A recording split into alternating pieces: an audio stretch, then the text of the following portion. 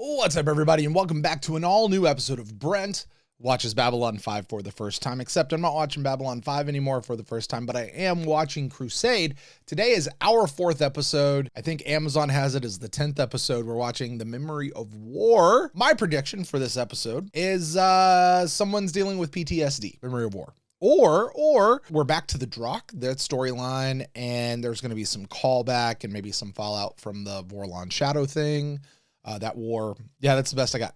Is that what happens? Probably absolutely not. But let's dive into it and find out what this episode really is all about. Hey, while you're here, be sure to like this video, subscribe to the channel. If you want more from Jeff and myself, you can head over to patreon.com/Babylon5First, where you can catch full unedited videos made exclusively for our Patreon folks, ways you can chat with us on Discord, or even hang out with us in our monthly hangout with what we call our council chambers, plus all sorts of other fun stuff that Jeff and I do our best to try to bring to you guys. So with that, why don't we jump into this episode, The Memory of War. War! What is it good for? War! Should probably edit that part out. Here we go. And as the planetary quarantine enters its fourth ISN lady. month, in the Vatican, Pope Bernadette II led a global day of prayer and fasting. She called for churches everywhere Pope to unite Bernadette. with the Jeff's gonna like that one. community's attempt to find a medical cure. Current efforts include using the Ranger fleet to search for possible leads on other planets. Meanwhile, in Earth Dome, Thank you for that Director recap. of Xenobiological Research, Dr. Stephen Franklin, appeared Hey! before the Senate to testify about the progress made in other research. We in position? Aye, sir. Drop probes. Is that Earth? Atmosphere is breathable. We're getting some anomalous readings from one of the probes. Let me see. I want you to know that this thing just made a very large dent in my ship. Did you ever think about looking outside before you start throwing things overboard? Maybe next time you let us know when you're coming. So what brings you here this time? Galen's back. An attempt to prevent you from going down to that planet. If you go down there, the odds are that none of you will return alive. Clear me for docking. Put away the breakables. Turn on the landing lights. I'm coming in. Put away the breakables. Clear me for docking. Put away the breakables. I'm coming in. I'm going to say that to my wife. Gideon, Captain. What do you want? To find a Oh my cure to the gosh. Drock plague That's before great. it wipes out all life on Earth. That's great. I don't know. I see Galen and I'm just Anywhere like, I have. I'm probably going to love this episode. Guys, I don't know. serve? I love this series so far. I really do. This place is known to every technomage as a bad place, a diseased, dangerous place. You know, Talk like that planet is alive. Everything is alive in its way. Have you ever been in an empty it's a great house line. and felt an oppressiveness, a shadow on the soul? Now multiply that by 1 billion times, and that is what is fairly radiating from this planet. Simply the understandable result of several billion people being murdered by something they could not understand or stop. I appreciate the warning, Galen, but we're still going down there. And you will go alone. At least this way you will have one surviving pallbearer. You know, the thing is, they really probably ought to listen to Galen. You know, the problem is human pride, human hubris won't allow it, because even me sitting here saying they need to listen to him, I understand why they wouldn't. I get it. I wouldn't do it myself. I'm going to go down there. We're going to find out what's going on, because, you know, whatever happened to those people ain't going to happen to me. And even if it does, I'll take precautions. And if it does happen, then oh well. I knew what I was getting into. I knew the risks. I accepted the risks. Let's go. I get that. But that's that same like human hubris and pride that we saw back in the beginning, when the humans wouldn't listen to Londo and wanted to just do their own thing. I think we're just seeing it from another side right now, where it's not the dum-dums on Earth. It's actually our heroes, and they're just being human. Have you ever wondered why there are so many dead worlds out there? Let me tell you why. It's because despite the best advice of people who know what they are talking about, other people insist on doing the most massively stupid things. This is one of them. Take my advice. Don't go down there. What's down there, Galen? That's a great line. I don't know exactly. That's a great line. Despite the best advice of people who know what they are talking about, people insist on doing the most massively stupid things. My God, talk about holding up a mirror to society and defining every single one of us. Look, Matthew, to those of us in my order, another technomage is the only family we have. And after I was asked to leave the order as a penalty for having too much contact with the outside, I came to rely on you. I And on the others. love you like a brother. Perhaps more than I should have. I would hate to have to start all over again. Then why don't you come with us? We could use you. Because I would hate to die even more than I would hate starting over. The only technomage to land there sent back one last message. Genius loci.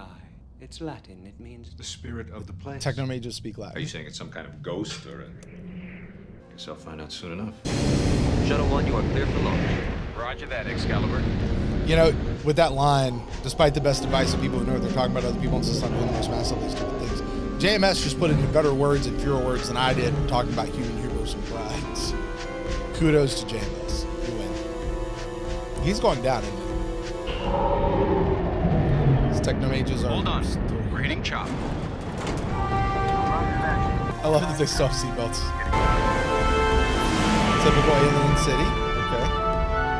Lots of spires. Why do alien cities always have spires? Dureena? Where's Dureena? Picking locks.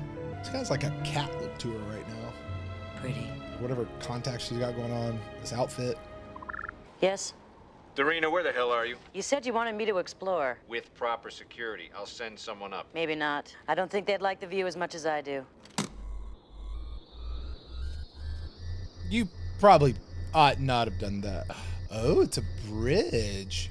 I would fall off that bridge. There's no way I'm making it across that bridge. No way. Power source? Uh-oh. You gonna run? Really? You big dodo. I hope she falls just for being that stupid. She won't. She's in the main credits, but... Better jump. She's grabbing onto the boobs? You were able to bring She's grabbing onto the boobs. just the one data crystal. Well, knowing how you work, I figure it'd take you at least a week to decode that one, so there really wasn't any rush. A week, she said. 3 hours. Flat. The gods did not favor us. By this time tomorrow, we will all be dead. Mm-hmm. And we do not know why. We do not understand. Do not understand.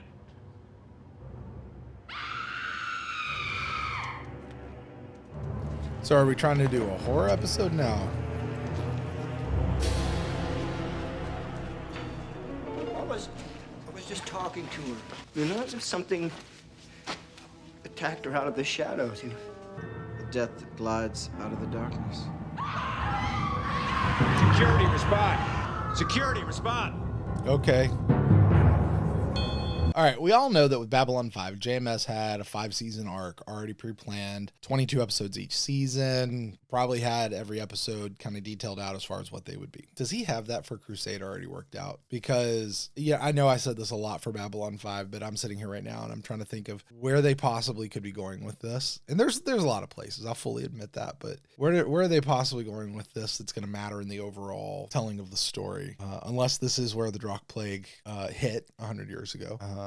But horror, oh my word. All right, I'm still in. Let's go. That thing, that obscenity was made by another technomage. That's why we were all taught never to come here. They wanted to keep secret that one of us was responsible for this. Don't go down there, Galen.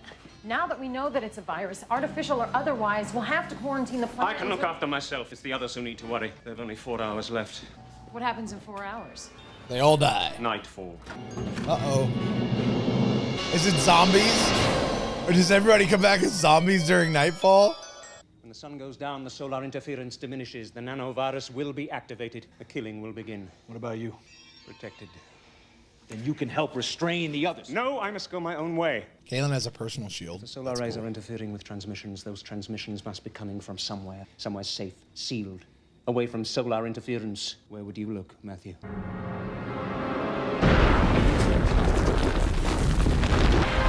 Was he supposed to pound the ground with that and they just went slow-mo, or would he just really go like that slow in real life? I must deal with this alone. I told you not to come. Greetings, brother. You've come a long way. Sit. Another Technomage episode. It's been a long time since I had anyone to talk to. If I want to sit and talk with the dead, I will draw a pentagram on the ground. In these 100 years, I have been dormant, but the nanovirus has not. They were programmed to keep building more of themselves, over and over, from whatever was around. They were also replicators to protect me and enhance me. As long as the killing continues, I continue, and others will follow them. It will be glorious. Glorious. He's gone. Now I know what it feels like. Such weird music. Like okay, this is getting like intense, like, because this is an intense part of the episode. Like, I get it.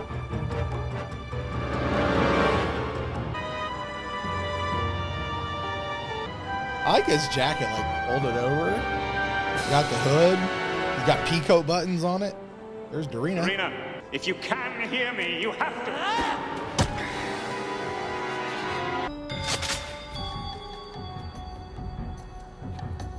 A friend before you and a friend behind you. Which one of them will you kill to get to me? Galen!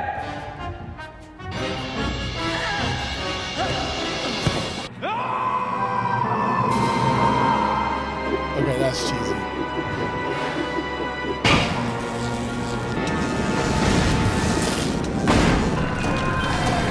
Surely that's not it. Surely that's not it. That's how they're gonna defeat this whole thing?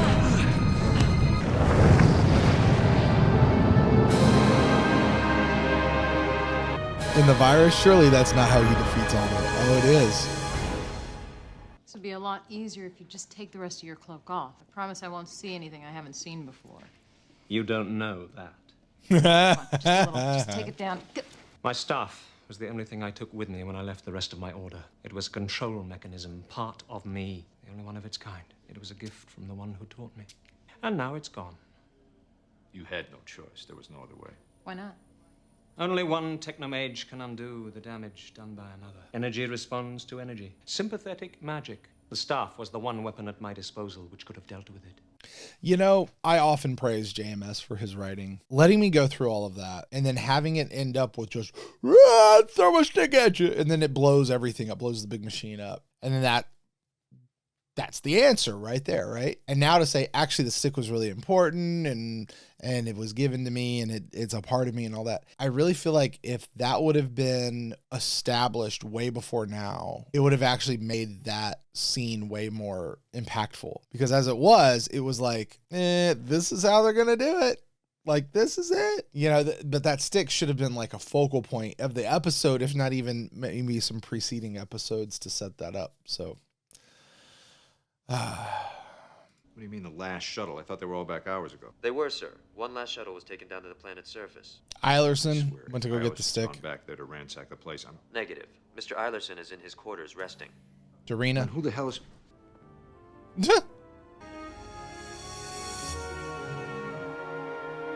Is there some significance to him holding her hand like that? Go away. Into the episode. Nope, not yet. Could have been killed. No. You might have been under that thing's control, but your instincts were still there. Moving like that is pure reflex to someone who's been trained the way you have. Ah, I see. Yeah, that sounds like a line Well, he just even pulled if out it of his isn't true, rear it end. sounds good. I thought so. Right.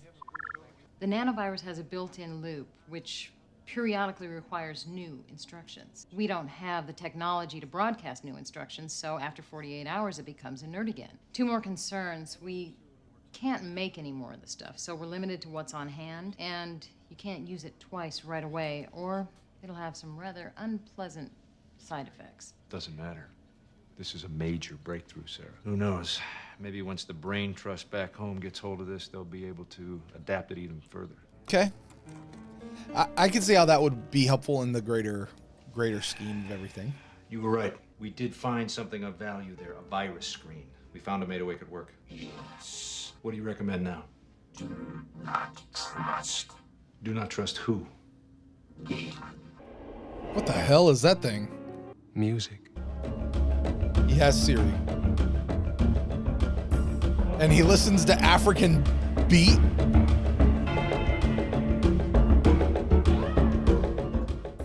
All right, interesting episode. I think it's one of those, if we would have gotten the full 5 years run on this episode could have proved to be very important in the long run. I have to tell you, for the very first time though, watching it in the order we're watching it, I feel like we've missed something big with whatever that box thing is that Gideon's talking to. I hope that this isn't something they're just pulling out and they're going to say he's had this since the beginning and this is just the first time we're seeing it, but maybe there's an intro to this in another episode.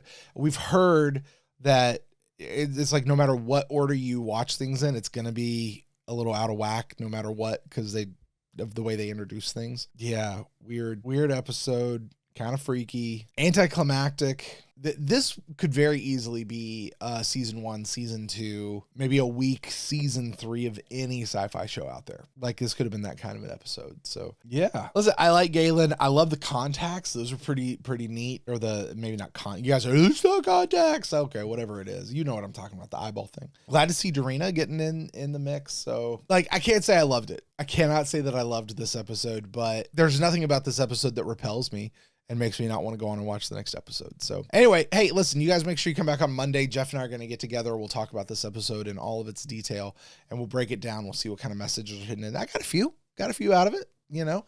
So yeah, so that's about it. That's all I got. Like I said, join us on Monday. Jeff and I are going to break down this whole thing, and make sure you like the video, subscribe to the channel, all that sort of stuff. And until next time, guys, take care.